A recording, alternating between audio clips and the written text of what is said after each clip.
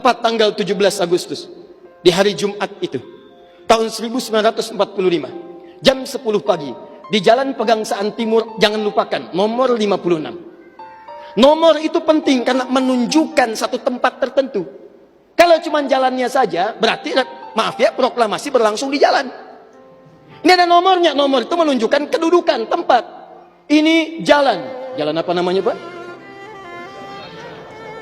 Kistu Kencana. Ya, Wisnu Kencana Timur, nomor 27, Masya Allah. Nomor 27 tempat ini. Kalau cuma Wisnu Kencana saja di jalan.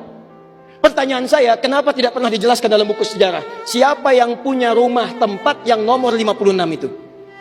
Jalan Pegangsaan Timur nomor 56. Rumah siapa nomor 56 itu? Ternyata itu rumah seorang pengusaha Muslim keturunan Yaman yang sangat cinta dengan negara kesatuan Republik Indonesia ini. Beliau mewakafkan rumahnya untuk kemerdekaan bangsa Indonesia. Namanya Syekh Faraj bin Marta. Mewakafkan rumahnya untuk proklamasi kemerdekaan Republik Indonesia. Insinyur Soekarno datang ke situ dalam keadaan masih lemas, ada kemudian penyakit dalam tubuhnya, maka diberikan oleh beliau madu Yaman di malam harinya. Siang-siangnya sudah fresh, dalam keadaan yang baik, maka digelorakanlah kemudian di sampingnya ada Bung Hatta, proklamasi sampai dengan ujungnya. Teman-teman, proklamasi 17 Agustus tahun 1945 itu memiliki saham yang kuat dari pertemuan-pertemuan dan perjuangan para ulama.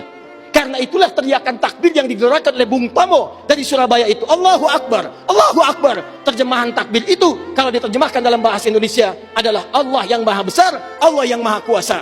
Kalimat Allah yang maha kuasa itu Negara Kesatuan Republik Indonesia mengapresiasi dan menanamkan dalam undang-undangnya. Baca pembukaan Undang-Undang Dasar. Atas berkat rahmat Allah yang maha kuasa. Kalimatnya Allah, tidak ada yang lain lagi. Atas berkat rahmat Allah yang maha kuasa, dan dengan didorongkan oleh keinginan luhur. Jadi keinginan luhur itu diletakkan di akhir setelah Allah yang maha kuasa. Karena dari dulu itu memang punya keinginan luhur, pengen merdeka, tapi belum dapat. Siapa kemudian yang mempercepat keinginan luhur itu? Allah yang maha kuasa. Atas berkat rahmat Allah yang maha kuasa, dan dengan didorongkan oleh keinginan luhur, maka rakyat Indonesia menyatakan dengan ini kemerdekaannya. Dari situ kemudian jadikan sebagai sila dari 5 dasar sila ketuhanan itu. Ketuhanan yang Maha Esa, sila yang pertama. Siapa ketuhanan yang Maha Esa itu? Dalam pengertian kita, Esa artinya Ahad. Qul huwallahu ahad. Ditafsirkan kemudian dengan perlindungan dari negara, pasal 29, ayat 1 untuk dasar negaranya. Negara berdasar atas ketuhanan yang Maha Esa. Karena itu kalau di bumi Indonesia ini ada orang-orang yang anti Tuhan, ada orang-orang yang menolak ketuhanan, sesungguhnya dia sedang melanggar undang-undang. Dan pasal 29 ayat 2-nya, negara menjamin kita untuk menerapkan nilai-nilai ketuhanan dalam bentuk ibadah. Perhatikan bacaannya. Negara menjamin kemerdekaan tiap-tiap penduduk untuk memeluk agamanya masing-masing dan beribadah menurut agama dan kepercayaannya itu. Bagi kita, pengajian adalah ibadah. Salat adalah ibadah. Zakat adalah ibadah. Taklim seperti ini adalah ibadah. Jadi taklim pun dilindungi oleh undang-undang, taklim pun didukung oleh negara, dan kalimat takbir pun itu adalah kalimat takbir yang tertuliskan dalam undang-undang dasar kita.